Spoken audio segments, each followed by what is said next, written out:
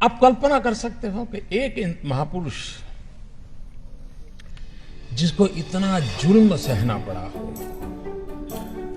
जिसका बचपन अन्याय, उपेक्षा और उत्पीड़न से बीता हो, जिसने अपनी मां को अपना में अपमानित होते देखा हो, मुझे बताइए ऐसे व्यक्ति को मौका मिल जाए तो करेगा। तुम मुझे पानी नहीं भरने देते, तुम मुझे मंदिर नहीं जाने देते, तुम मेरे बच्चों को स्कूल में एडमिशन देने से मना करते थे।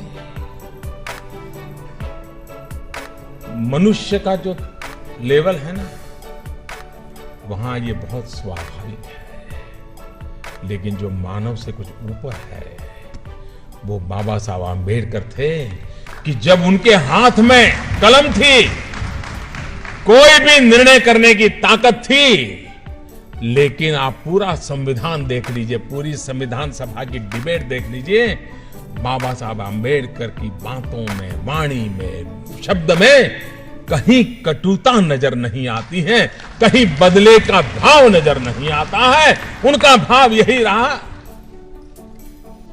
और वो भाव क्या था, मैं अपने शब्दों में कह सकता हूं कि कभी कभार खाना खाते समय दांतों के बीच हमारी जीभ कट जाती है, लेकिन हम दांत तोड़ नहीं देते। क्यों? क्योंकि हमें पता है दांत भी मेरे हैं, जीभ भी मेरी है। बाबा साहब आंबेडकर के लिए सवर्ण भी उनके थे और हमारे दलित, पीड़ित, शोषित दोनों ही उनके लिए बराबर थे। और इसलिए बदले का नामो निशान नहीं था, कटुता का नामो निशान नहीं था। बदले के भाव को जन्म न देने का और समाज को साथ लेके चलने की प्रेरणा देने वाला प्रयास बाबा साहब आंबेडकर की हर बात में झलकता है। और ये देश 125 करोड़ का देश बाबा साहब आंबेडकर का हमेशा हमेशा ऋणी रहेगा, जिसने देश की एकता के लिए अपने जुल्मों को दबा दिया, फाड़ दिया, भविष्य भारत का देखा और बदले की भावना के बिना समाज को एक करने की दिशा में प्रयास किया है। क्या हम सब, हमारे राजनीतिक कारण कुछ भी होंगे, पराजय को झेलना बड़ा मुश्किल होता है, लेकिन उसके बावजूद भी जय और पराजय से भी समाज का जय बहुत बड़ा होता है, राष्ट्र का जय बहुत बड़ा होता है। और इसलिए उसके लिए समर्पित होना ये हम सबका दायित्व बनता है। इस दायित्व को लेकर बाबा साहब आंबेडकर ने जो उत्तम भूमिका निभाई है,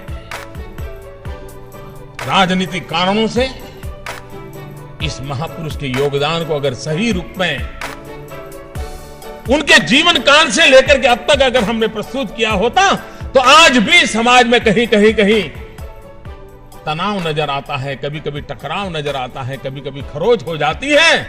मैं दावे से कहता हूं, अगर बाबा साहब आंबेडकर को हमने भुला न दिया होता तो ये हाल न हुआ होता। अगर बाबा साहब आंबेडकर को फिर से एक बार हम उसी भाव के साथ, श्रद्धा के साथ जन सामान्य तक पहुंचाने का प्रयास करेंगे, तो ये जो कमियां है वो कमियां भी दूर हो जाएगी।